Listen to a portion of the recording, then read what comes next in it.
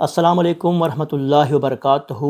अगर आपने इदारे को सामान भेज भी दिया है, डिलीवर कर भी दिया है, लेकिन एक ऐसा डॉक्यूमेंट्स जो आपने साइन और स्टैम्प नहीं करवाया, तो आपको आपकी पेमेंट का मिलना मुश्किल हो जाता है। जी हाँ, वो डॉक्यूमेंट्स क्या है? वो डॉक्यूमेंट्स है डिलीवरी चालान। आज का हमारा लेक्चर है कि हमने डिलीवरी चालान को कैसे बनाना है और कैसे उसको हमने साइन और स्टैम्प करवाना है इदारे के लोगों से। तो आइए चलते हैं डिलीवरी चालान बनाने का तरीका सीखने। एम एस वर्ड की फ़ाइल को ओपन करने के बाद जहाँ पर आपका कर्सर ब्लिंक हो रहा है, आप इसके ऊपर आकर 2 दफ़ा अपने कीबोर्ड से इंटर को प्रेस करेंगे।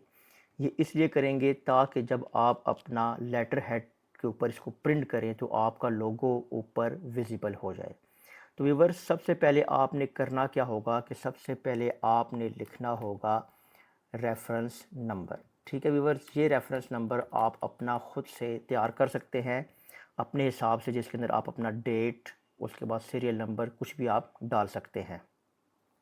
जैसा कि मैंने यहाँ पर सीरियल नंबर डाल दिया है, इसके बाद आप करेंगे ये कि आप टैब को कीबोर्ड से 3 दफ़ा प्रेस करेंगे। इसको प्रेस करने के बाद आप यहाँ पर लिखेंगे पीओ रेफरेंस नंबर, यानी कि ये वो रेफरेंस नंबर है जो आपको आपका परचेज़ ऑर्डर जब इशू होता है तो उसके ऊपर ये पीओ रेफरेंस नंबर लिखा होता है। आपने यहाँ पर लाजमी उसको लिखना होगा, क्योंकि इसी के ज़रिए आपका डिलीवरी चालान और आपका सामान जो है वो आपस में मैच होगा।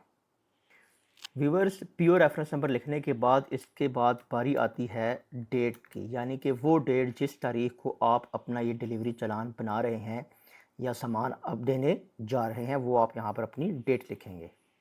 व्यूवर्स, डेट लिखने के बाद आप दोबारा से टैब को प्रेस करेंगे और यहाँ पर आप आएंगे पीओ रेफरेंस नंबर के नीचे और यहाँ पर आप लिखेंगे पीओ डेट, यानी कि जिस डेट को आपको आपका परचेज़ ऑर्डर या वर्क ऑर्डर इशू हुआ था उसकी यहाँ पर आप डेट मेंशन करेंगे। व्यूवर्स, परचेज़ ऑर्डर की डेट लिखने के बाद आप इंटर को प्रेस करेंगे और उसके बाद एक दफ़ा दोबारा आप इसको प्रेस करेंगे। अब बारी आती है यहाँ पर हम लिखेंगे डिलीवरी चालान, यानी कि जो इस फॉर्म का या इस डॉक्यूमेंट्स का टाइटल है। व्यूवर्स, डिलीवरी चालान टाइटल लिखने के बाद आप इसको यहाँ से अंडरलाइन भी कर सकते हैं और यहाँ से इसको आप बोल्ड भी कर सकते हैं। इसके बाद आप करेंगे इंटर को दोबारा से प्रेस। अब बारी आती है व्यूवर्स यहाँ पर हमारा कस्टमर नेम लिखने की या ऑर्गेनाइजेशन का नाम लिखने की या डिपार्टमेंट का नाम लिखने की।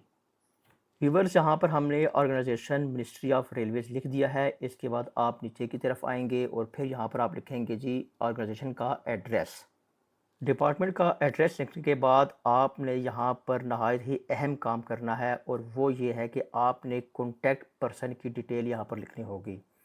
हो सकता है कि आपकी कोई टीम मेंबर या आपका कोई ड्राइवर या गाड़ी वाला वो सामान खुद देने जा रहा है, तो वह वहाँ पर पहुँचकर मिनिस्ट्री में या किसी भी ऑफिस में जाकर इस बंदे को कॉन्टैक्ट करेगा कि हम बाहर खड़े हैं, हम आपका सामान ले आए हैं, काइंडली इसको रिसीव कर लें। तो ये देखें कि हमने यहाँ पर कॉन्टैक्ट पर्सन का नाम मिस्टर अली जमाली लिख दिया है। उसके बाद हमने कॉन्टैक्ट नंबर भी उसका यहाँ पर लिख दिया है।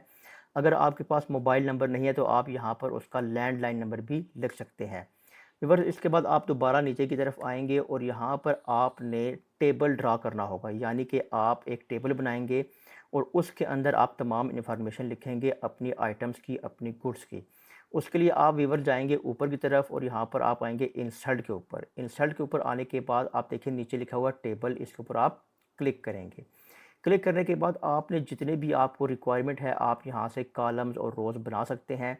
जैसा कि मैं यहाँ पर सिर्फ यहाँ पर 3 रोज़ को उठाऊंगा और इसी तरह मैं यहाँ पर सिर्फ 4 या 5 कॉलम्स को उठा लेता हूँ। ये करने के बाद आप आएंगे नीचे की तरफ और यहाँ पर आपने सबसे पहले सीरियल नंबर लिखना होगा। सीरियल नंबर लिखने के बाद अगला जो बारी आती है वो आती है जी आइटम डिस्क्रिप्शन की या आइटम के नाम की। आइटम का नेम लिखने के बाद अब हम आएंगे क्वांटिटी की तरफ और यहाँ पर हम लिखेंगे क्वांटिटी।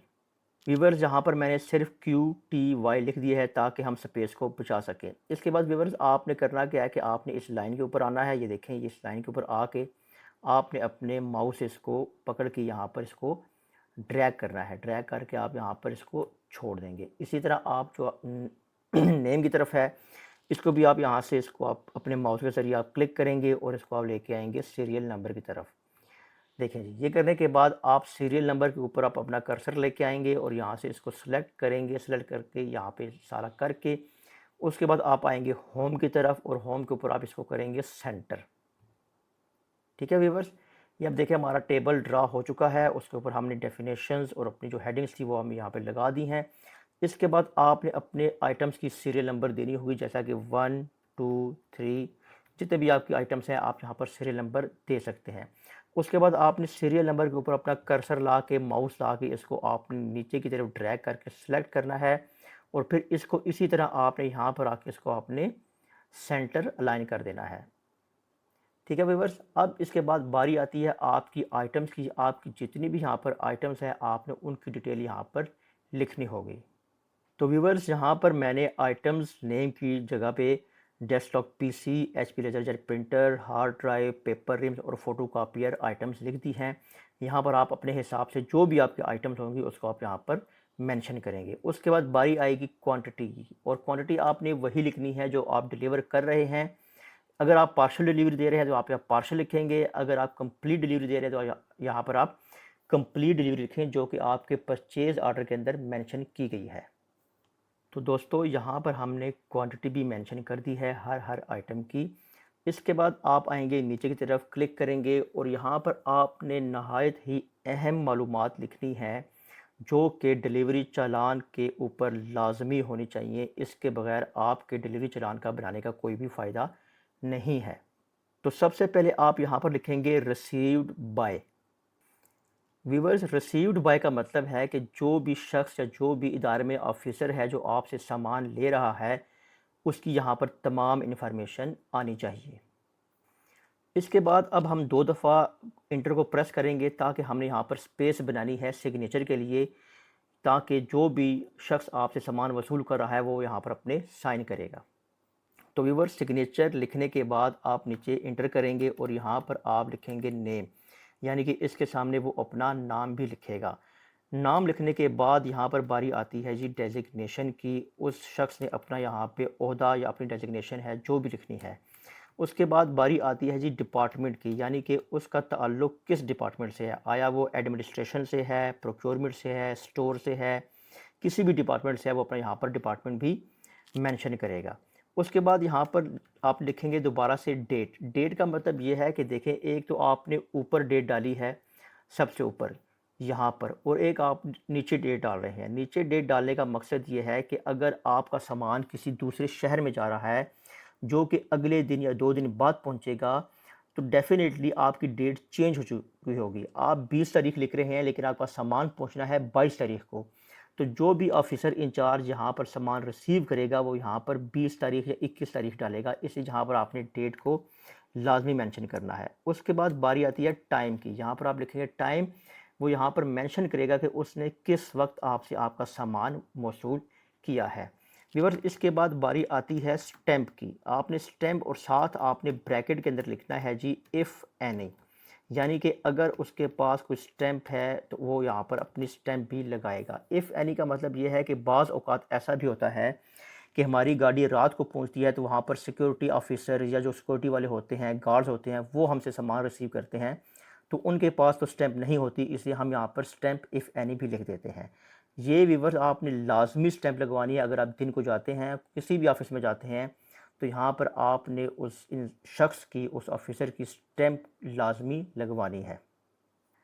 तो व्यूअर्स, हमारा डिलीवरी चालान बिल्कुल तैयार है। आप इसी फॉर्मेट के ऊपर इसको बनाकर अपने पास सेव कर लें और इसके अंदर हर डिलीवरी चालान के लिए चेंजिंग करके इसको अपने लेटर हेड के ऊपर प्रिंट करके आप इदारे में इसको जमा करवा सकते हैं और लाजमी आपने इसको साइन और स्टैंप करना है। मैं आपको यहाँ पर इसका प्रिंट प्रीव्यू भी दिखा देता हूँ। व्यूवर्स, अगर आपको हमारी ये इन्फॉर्मेशन अच्छी लगी है तो ओरो लाइफ चैनल को सब्सक्राइब कर लें, लाइक कर लें, ताकि आपको मज़ीद अच्छी इन्फॉर्मेशन मिलती रहे। हमारा जो नेक्स्ट लेक्चर होगा वो होगा कि हमने पेमेंट के लिए अपना बिल कैसे बनाना है। अल्लाह हाफ़िज़।